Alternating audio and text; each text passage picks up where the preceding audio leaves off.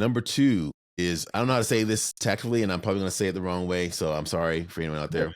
But they're not that smart, and by that I mean the people that say, this can't, or you can't do this, or the people that you think are like these higher up, like position people that control your world, they're not that smart. By that I mean, it's like whatever they know, you can figure it out. Whatever they know, you can figure it out. Listeners of the Tron podcast, The Randomness of Nothing, this show was created to talk to innovators, disruptors, and people from great facets of life who accomplish marvelous things. And this man epitomizes it. He has a Wikipedia page and he reached out to me. So I have to take myself down a couple notches right now. And right now I have Mr. Troy Horne, multi-talented singer, actor, podcaster, author, best-selling author, all-around good guy. Thank you so much for your presence on this show. Thank you for having me, man. It's like I'm excited. I'm excited. This is gonna be fun. Yeah, it's when I start looking, anytime I get an inbox invite and then I start looking at people's names and it's like this, and I keep going down and I'm like, how can I actually mentally handle interviewing somebody like that, right? Because I'm not supposed to be doing this. No, man. See now I've got to deliver. You're giving me all this this hype up here, man. I gotta be good. I gotta put on my game face. This is good. It's good stuff. So for the people who are obviously you have your accomplishments speak for themselves. You've been on shows, Broadway. Let's get some background about you first, please. And it all started, I think, just from being a kid who liked singing in Houston, Texas. And my mom, she heard me sing around the house. She's like, "This Sunday you're gonna sing in church," and I was like, "Nice. No, I'm not." And she's like, "Yes, you are." So she put me in front of everybody. Yeah, I was terrified, but what happened, sang, and with my sisters, we got there and sang a little song that we'd practice, a little bit throughout the week, and they gave us a standing ovation, and from that moment on, man, I was like, this is what I want to do. Yeah. And so it's funny because as a kid, you get thrust into that and you deliver it, but sometimes as adults, and you talk about life after 40.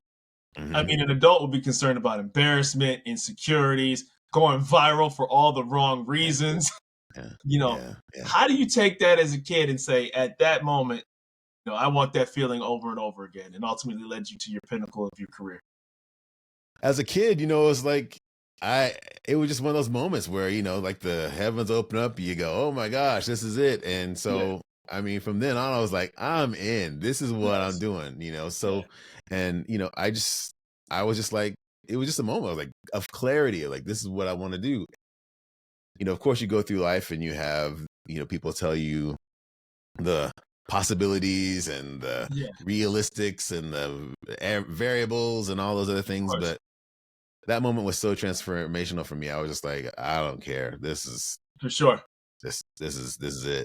Yeah. Well, I think too, like a lot of times that, obviously you were a stellar athlete too, is that oftentimes there's a traditional way of how people can go from childhood to, circa high school graduation, degree, get that, that job, so to speak. And yet there's something to be said. And the reason why the show was invented was for people who forged their own paths. So how difficult was that to be different from that of your peers, where they're going on this trajectory, and meanwhile you go into another direction with your life and say, I'm going to go into the entertainment business, and then you have to hear the naysayers and the haters that are like, can you really live off of that, or why are you doing that, so to speak? Yeah. So first, I want to rewind because you said I was still an athlete. I was not. Okay, I thought you wrote a book, so I assumed that. I did. I wrote that for my son, who is a stellar athlete, but but I wrote that with him because he was because I was like this was after I stopped doing like music and stuff like that, and he was into basketball. For me as a musician, I was like, I went out for basketball maybe like in 8th grade or something like that, and hated running. So I was like, nah. I played football a little bit, but I was like, nah. But true story. Yeah. So he loved it, and he was just when we started doing the competitive stuff, I saw that the world of, just the adults in the room, I'm just going to put it straightforward, were starting to plant all these things in his mind, and it was starting to make him, just a little stressed out. And so I was like, let's approach this like we would, like I approached mindset, because I started getting into self-help and stuff like that. Yeah. We were blessed to interview like all these NBA legends and get their direct input on how to work on mindset. So we wrote it down, because I was like, we can't have this resource and not share it with other people who may be going through the same stuff. Right. And we did, and it's helped him so much. And helped hundreds of thousands of kids, which has been really cool to do that. I was assuming, because your son played basketball, I didn't want to break up your kids. Obviously, you did. I want to be respectful. And so I'm like, okay, he must have played sports to pass that down to him. So I'm like, okay, maybe he had a traditional, I played sports, music, segue kind of thing. Yeah. So that's my fault, and I apologize. No. Yeah. So was it difficult to segue into something different than that of your peers, or was it you were already in that particular segment with like-minded people? Man, I don't know if they, they go out there and they say different signs are different. I'm a Virgo, man. I kind of found out that I guess Kobe's a Virgo. Kobe was a Virgo. Michael Jackson. Anyways, I'm saying all that to say, I was like, anytime someone said, "Nah, you can't do that," I was like, that's exactly what I'm gonna do. So, I was just young, man. I was like, I kept going. Put myself in positions oftentimes to be successful at it, and that's just by trying when other people were saying, you can't. And so, I mean, it was really a mindset of defiance, if anything. Isn't that amazing? At those early days. Yeah. Isn't that absolutely amazing? And, and for people who, for pre-internet, there was nobody on the internet that, you could, gravitate towards, or suddenly say, like, this is the path that I'm following, or broadcast it to the world. It was just, this is just who I'm going to be and how I'm going to live my life. Yeah. And your trials, I'm sorry, go ahead. No. Just go ahead, please. Your path has led you to globally, Japan, Switzerland. I was reading where else, Germany. Like, this is nuts. Yeah, man. It was fun. And now here's the thing I want people to understand, and when they're watching this, because people think, oh, you did all these. It was hard.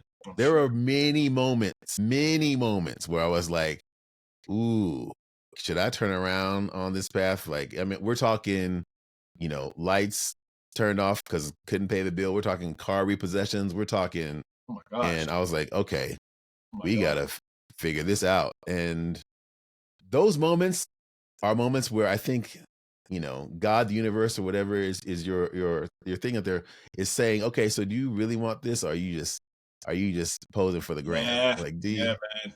Yeah, it's a gut check. It really is.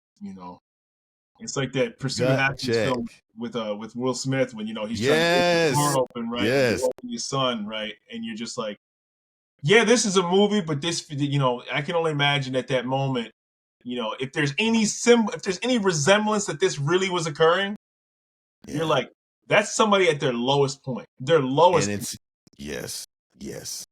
Can you imagine sitting in the bathroom with your kid? Unbelievable. Because you have nowhere to go, and there's, man. And that's ultimately where you find out what you're made of. You know what I'm saying? Hey. And look at you now. Look at you now. Man, I tell my kids all the time, I go, I'm going to give you the tools to navigate through tough times, but it's like, I need for you to know what it's like to lose. I need for you to know what it's like to feel, because like you said, that's when we find out who we really have. Without question. That's who we find out who's really in there. Right. It's funny. So I have a black belt in 𝐸𝐸, and I do martial arts, right? Nice. Taekwondo, brown belt. Yeah. So jiu-jitsu, Muay Thai.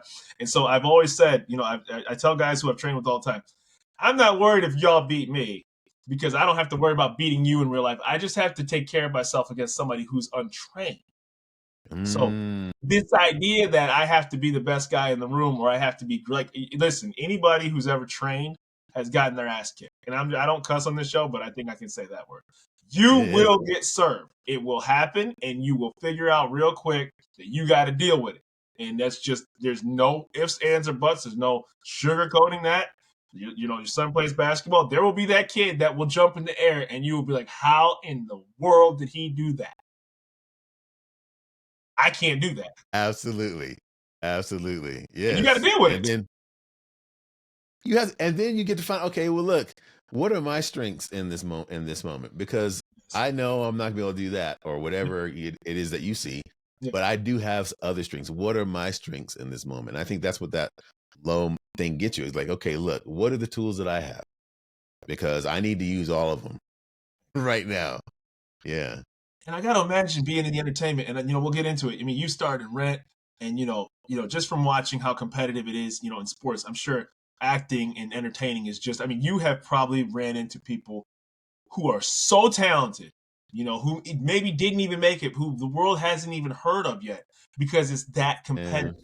You know what I mean? Can you yeah. speak on that? What it must be like? You can sing in your church. People are telling you you're good, and then you go to New York, and you're like, oh my God, this guy sounds like Tony Bennett. You know what I Yeah. mean? Yeah. Yeah. Yeah. What's that like? So the thing, the interesting thing about the entertainment industry, and I think it's all industries. Actually, I've seen, with sports, with music, with acting, everything. The ability to do the job is like 50% of what's going to get you in. It's like, first, can you even do what we need for you to do? That's like half of it. Right. Now that you got that half, congratulations, you're with everybody. It's like, great, good for you. So now that we know you can do the job, now let's really talk. Do we want what you do, the way you do it? Do you know the director? Just keeping it 100. Do you know the director, whatever casting person or whatever? Do you fit the style of the character that we think the character fits? Are you able to transition, whatever you're doing into that character?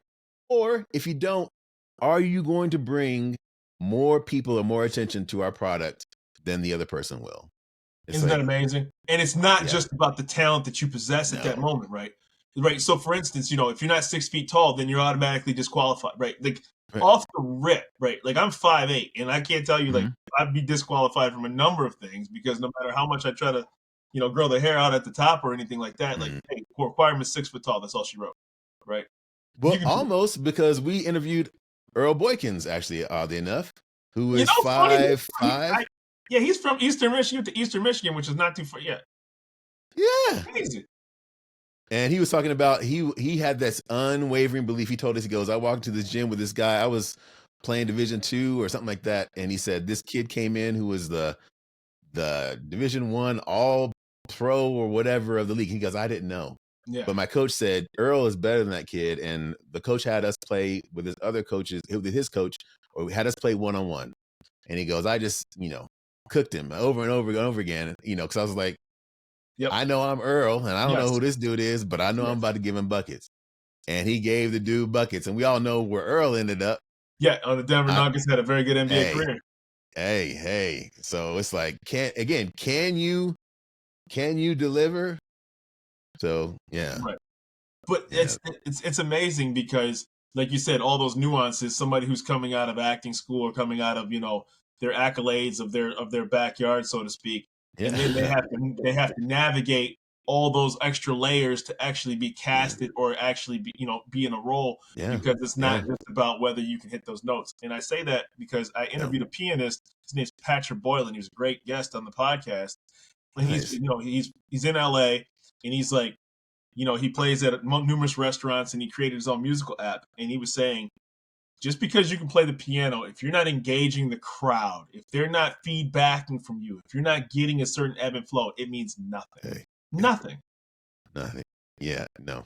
I actually saw a musician. I forget his name because I was just watching today on Instagram. He goes, young musicians. It's like, I can't remember the guy's name, but he's like a well-known person. If I could remember, I'd tell you, and then be like, oh my gosh. But anyways, he was like, young people, young musicians, I really love that you can do all the runs. I love that you can sing all the notes, whatever. But if you can't make me feel something, it doesn't matter. And it's like, He's right. there it is. Right. Yes.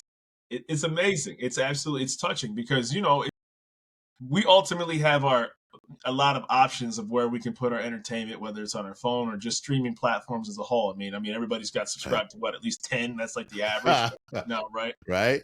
And how Right. quickly do you doom scroll? You know, Dude.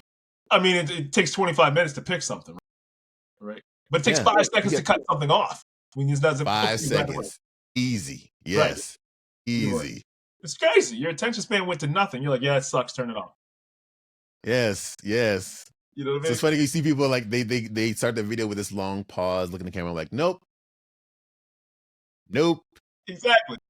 That's how quick it is. Yes. That's how. So like, Yes. if you got 200 people and you're trying to, you're Simon Cowell and you're going on your 10th hour of hearing somebody sing, you gotta be in your mind and you're in that line. If I don't do Yes. something really good, really fast, it's a Yes. wrap. Yes. Yes. It's a wrap. Exactly. You know what I mean? Yeah. That's beautiful. Definitely. 100% know what you mean. So Yeah, man. how is it that you decided that with people after the age of 40 that you were going to assist when it came to that second half, those doubts, that aging, the gray hairs kind of lifestyle? Yeah, well, because like the first book, it's something that I was going through. So with the mindset for mental toughness for young athletes book that we wrote, that was something we were going through. And when I was like, if we get to the other side of this, I need to share this. So with the 40-year-old person, I was going through that because my kid, going off to college, going to do their stuff. My younger son is, graduating, and so it's like, so everyone's beginning to do their stuff, and I find myself with this time going, man, what am I gonna do with? I don't have to tell him to go do his homework. I don't have to tell her to, show up on time. I have to do all this Right. stuff. What am I doing? You know? That's a humbling moment. Yeah. Yeah. And you end up going, okay, so there's a lot of time left here. And so I was like going through this phase of like really getting clear on what I want to do. Do I want to do music again? I was like, I don't want to go tour again. It's like, that was a wonderful time touring and seeing other countries, but it's like, I don't want to do that anymore.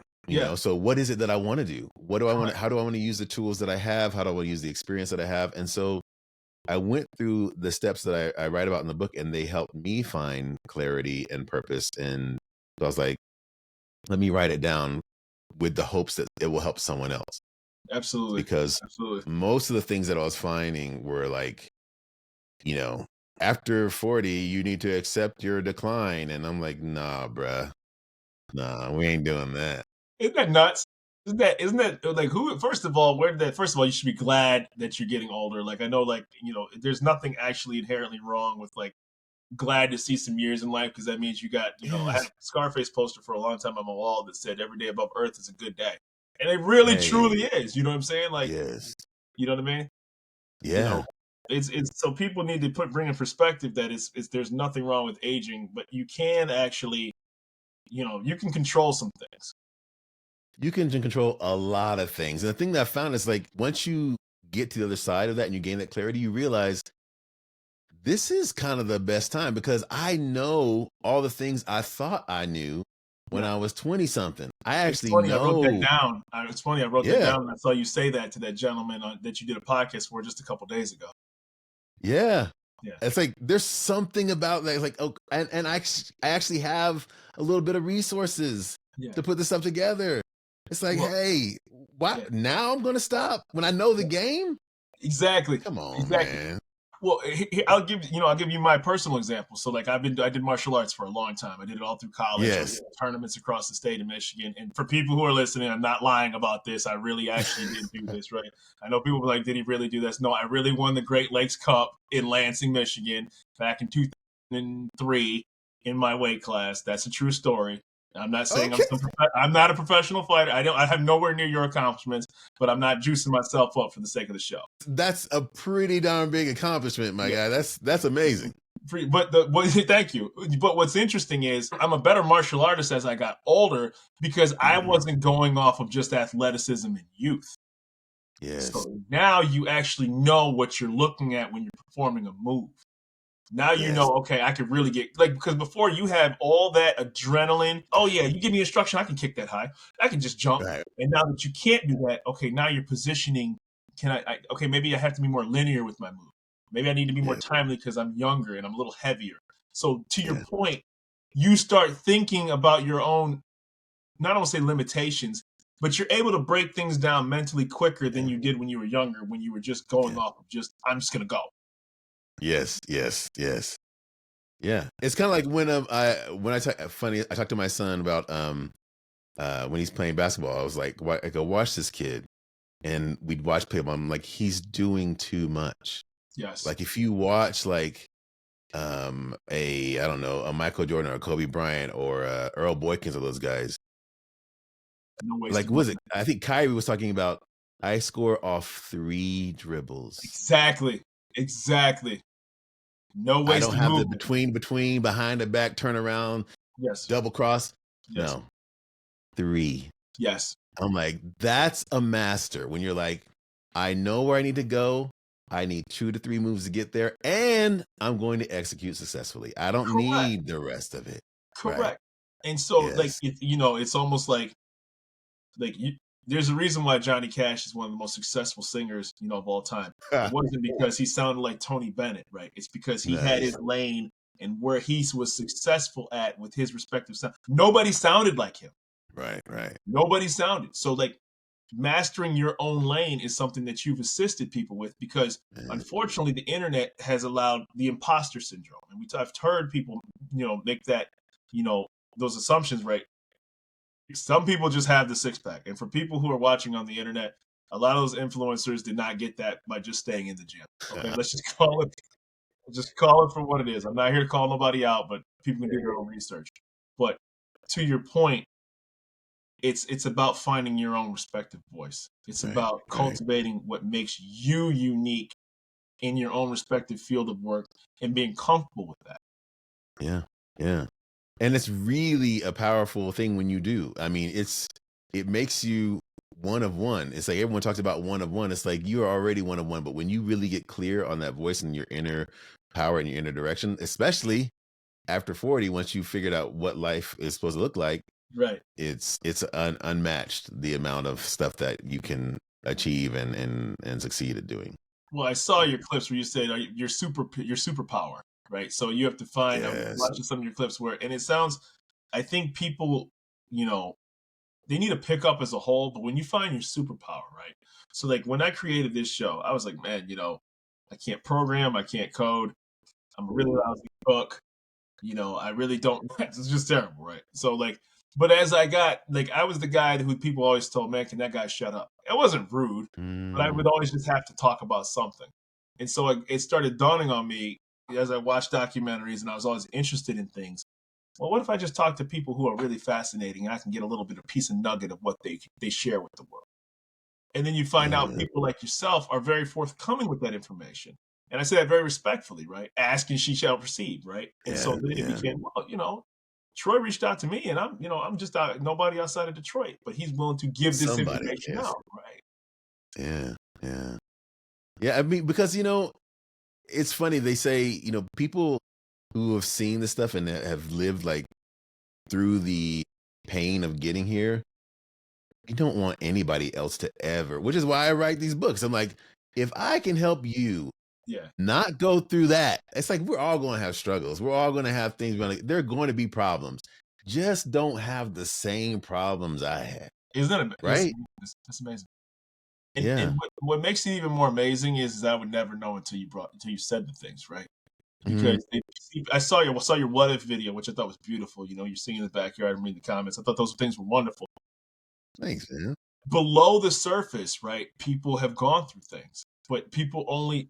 There was an image I saw one time on LinkedIn. It was like of a bodybuilder or something like that, and they showed like an iceberg, and the iceberg is obviously beautiful, but then they show below the surface of the iceberg is the darkness, the sharks, the dirt, all the things that are unseen. The ocean can only be seen for so much of a depth, but below that is a lot of dark things. But you only see this beautiful body that's the glacier. But you can see what it took for that person to get that beautiful body. Man, yes. You know what I mean? And they were definitely willing to share. Like how did they get that? I think everyone's like, I remember watching Cristiano Ronaldo. It's like, I'll tell you what I did. The question isn't whether or not you can do it. The question I tell my kids, the question is always it's not can you do it, it's will you do it? Will you do it? Listen, will for sure. For sure. Here's the map. There's the map. Isn't that amazing? That people give the information out, right? I remember they talked to Tim Grover, Jordan's former strength and conditioning coach and personal trainer. And he was like, people all wanted to be under Michael, and the only person that really stuck with it was Kobe, because when they realized what you actually had. Now, granted, you can't. You're born with a 48-inch vert. Like, there's certain things that you have to work within the parameters of your own God-given talent, right? Mm-hmm. Either you have that or you don't. But having said that, 4 o'clock in the morning by yourself is 4 o'clock in the morning by yourself. By yourself, and nobody's gonna go, "Hey, Kobe, you getting up, buddy? Yeah. You gonna? Hey, you only ran half on that one. Yes. Are you gonna run full in the next one?" Yes. Those are the ones where it's like, okay. Yes. And those are the you versus you. Yeah, it really truly is, and so, we could talk about this for hours on end. We really could. But I thought one of the things you said very important was, you said, "I'm the captain."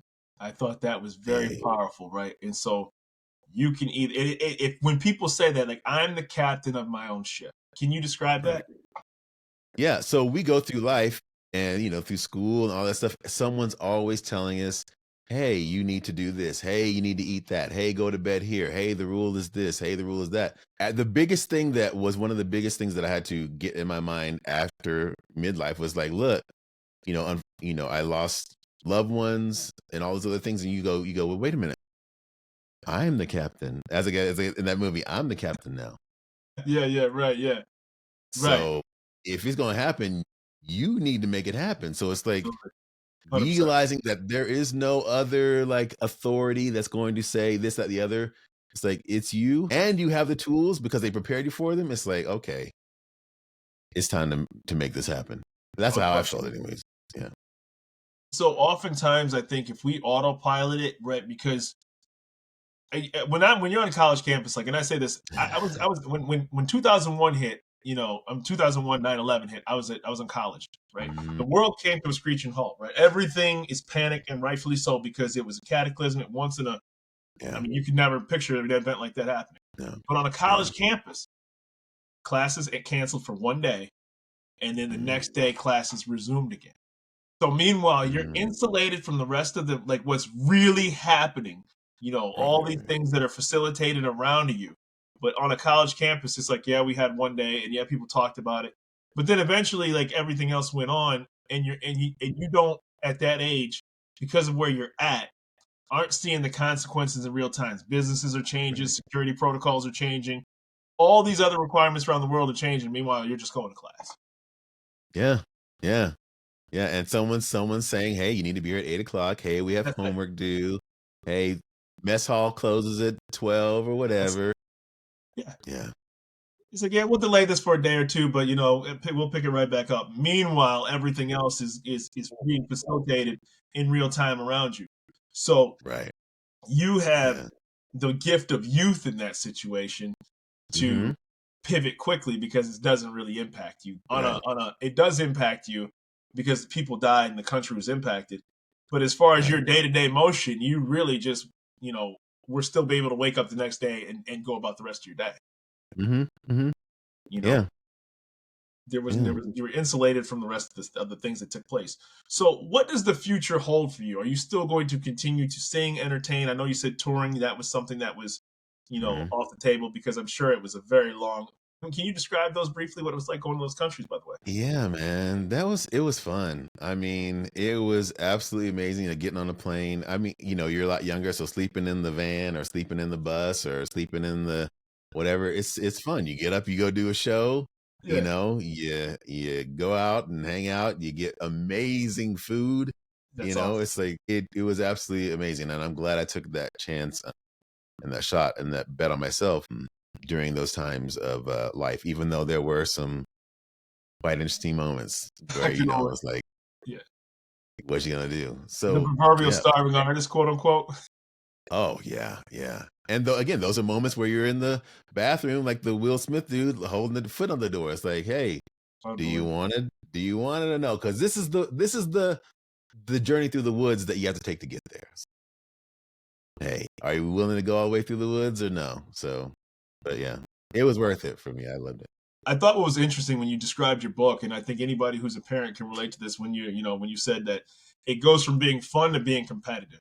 right? And so, Mhm. and that's a transitional period where, especially now that kids are getting NIL deals at 13 and 14, Yeah. they're getting already scholarships. They're high, they can be signed to a college in 8th grade now, and then just be like, okay, they already know where they're going 4 years from now. Yeah.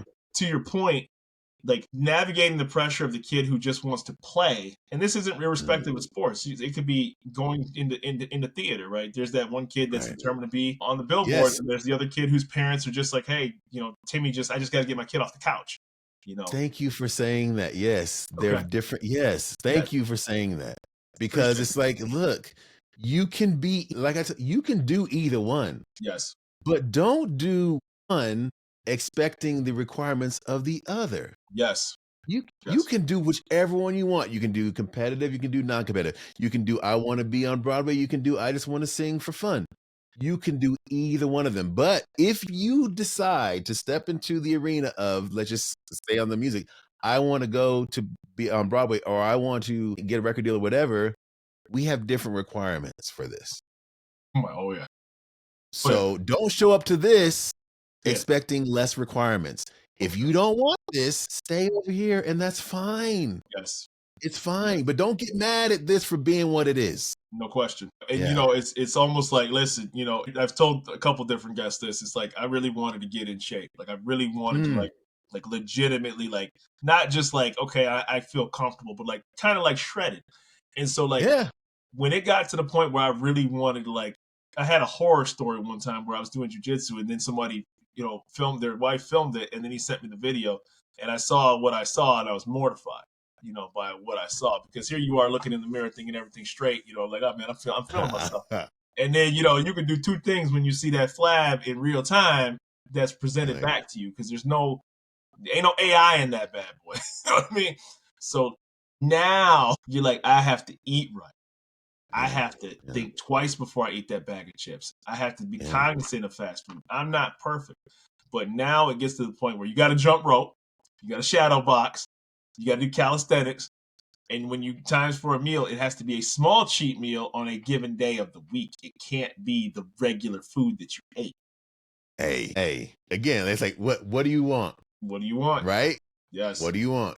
Right. You can have either one. But That's what it. do you want? And if you want this is what it costs. It does. It does. And, it got to the point where, I knew that when the clothes started fitting a little bit better or when the skin started improving, I was making the necessary adjustments. And then when you weren't faking the funk, the worst thing you can do is lie to yourself, right? It literally, it is very difficult, particularly for men, to stop lying to yourself that either A, I'm looking the way that I want to look, B, I'm as talented as I say that I am, or C, I'm putting in the work necessary to achieve it. Mm-hmm. And that's the truth. Because everybody else knows the truth. You're only fooling yourself. Everybody else already knows.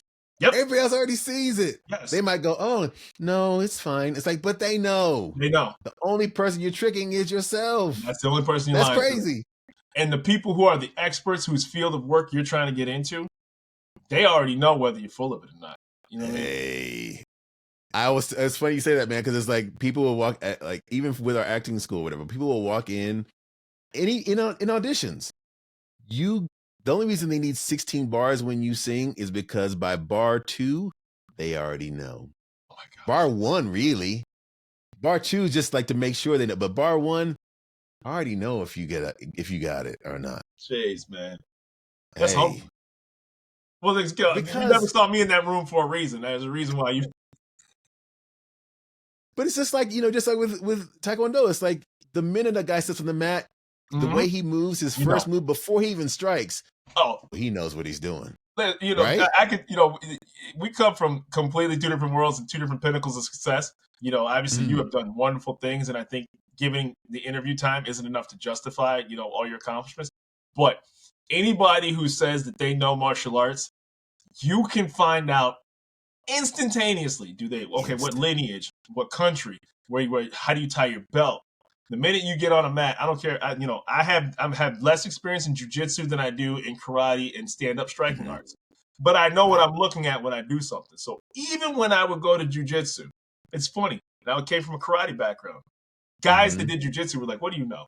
That's the first thing, because they saw how I moved when I was started positioning myself. Yeah. They were like, "What do you know?" I said, "I'm a black belt karate." They're like, "I knew instantaneously you knew Instantly. something."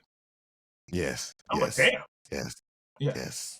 Right. You Yes. can It's sing and so dance, but people know when you step in a room, this guy knows what he's doing, even if it's not this particular style. instantly. Instantly. Yes. Right. Yes. That's amazing, isn't it? It is. Yeah. It is. But it's just like, I don't know, maybe it's an energy, maybe it's your own knowing, really. It's your own knowing of what it looks like. So when you see it, it doesn't take, hey, how long does it take you to recognize a duck when a duck walks in the room? You know immediately that's a duck. No one's got to tell you. You don't have to, you don't have to think about it. Like, nah, that right there, that's a duck. Well, Hey. I think, it's like that scene in Shawshank, right? Where, Andy plays the music and it was Italian or French. And even though nobody knew the words of what it meant, they knew it was something beautiful. Right. Yeah. And they all stopped and listened to it. And they just it put them in a harmonious space.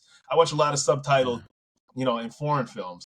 And a sad scene, even when you don't know the language of what's being spoken, the emotion. Yeah. One of my favorite movies is Levine Rose, right?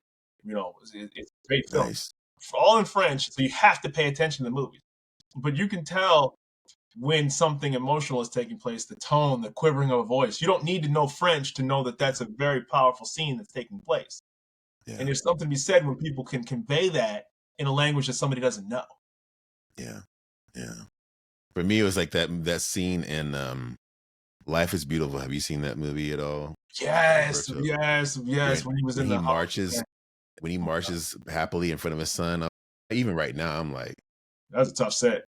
That movie was a tough set. Yeah. dude. It's a tough set. That movie, I saw it when it first came out. That was 99 or 98. Yes. That's a rough When he does one. that march in front of his son, and it's even now, man, I'm like, good God. Yeah, isn't that crazy? But yeah, like you said, Yeah. I don't speak Italian, but you knew what it meant. You know what I mean? And so those are the things that you can't replace when it comes to human emotion.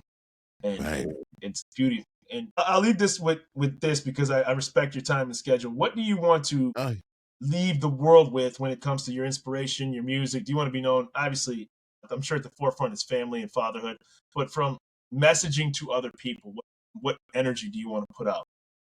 There are two things I hope people will take with them from this. Is you can do, if you have a vision in your mind to do something, you have that vision for a reason. Is it going to be able to get there? Yes, it's just going to be really, just know it's going to be work to get there. There are going to be many times to test you along the way. But if you have a vision as someone, I forget, one of the famous fighter, I think even Conor McGregor, I think it was like saying, if you can see it here, you can have it. But many people have said this. Of course. So that's number one.